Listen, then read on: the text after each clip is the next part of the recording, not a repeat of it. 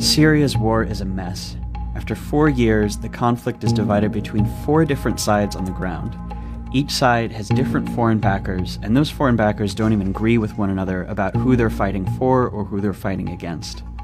To understand all this, the crisscrossing interventions, the moving battle lines, it helps to go back to the beginning of the war and watch how it unfolded. The first shots in Syria's war are fired in March of 2011 by Syrian dictator Bashar al-Assad against peaceful Arab Spring demonstrators.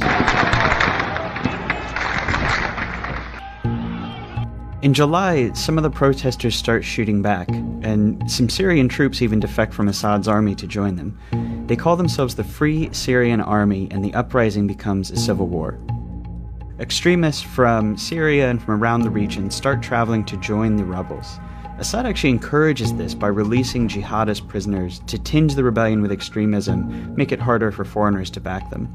In January of 2012, al-Qaeda forms its new branch in Syria called Jabhat al-Nusra. Also around then, Syrian Kurdish groups, who've long sought autonomy, take up arms and de facto secede from Assad's rule in the north. That summer is when Syria becomes a proxy war.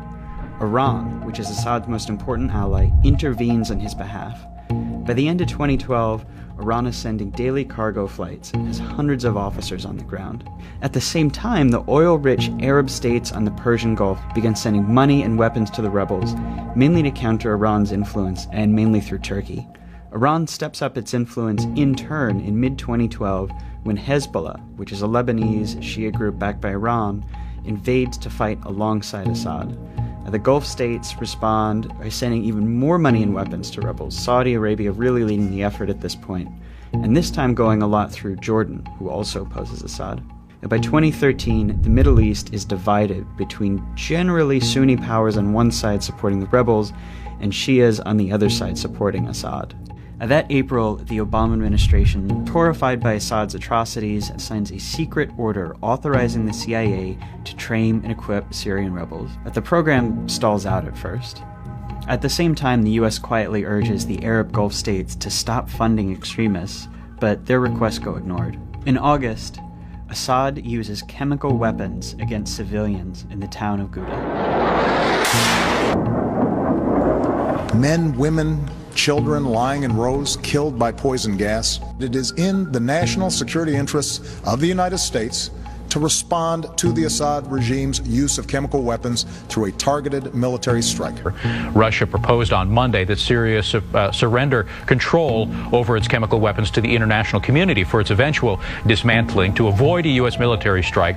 The US ends up backing down, but the whole thing establishes Syria as a great powers dispute, with America against Assad and Russia backing him. Just weeks later, the first American training in arms through that CIA program finally reached Syrian rebels. The US is now a participant in the Syrian war. In February of 2014, something happens that transforms the war. An al-Qaeda affiliate, mostly based in Iraq, breaks away from the group over internal disagreements over Syria. The new group calls itself the Islamic State of Iraq and Syria, and it becomes al-Qaeda's enemy. ISIS doesn't fight Assad. Instead, it fights the other rebels and it fights the Kurds, carving out a mini-state in Syria that it calls its caliphate. And that summer, it marches across Iraq, seizing territory and galvanizing the world against it. Then, in September, almost exactly 1 year after it almost bombed Assad in Syria, We're moving ahead with our campaign of airstrikes against these terrorists, and we're prepared to take action against ISIL in Syria as well. That summer, the Pentagon launches its own program to train Syrian rebels. But unlike the CIA program, this one will only train rebels who fight just ISIS, not Assad. And the program fizzles out, showing that America now opposes ISIS more than Assad, but also that there's really no like-minded force on the ground in Syria. In August, Turkey begins bombing Kurdish groups in Iraq and in Turkey, even as Kurds are fighting ISIS in Syria. Turkey also doesn't bomb ISIS in Syria. All of this deepens tension with the US over this question of whether they need to treat Assad or ISIS the primary enemy, and creates a lot of confusion among the Kurds about where the US stands. Now, Assad has been losing ground all this time, to ISIS, to the rebels, and in September of 2015, Russia intervenes on his behalf.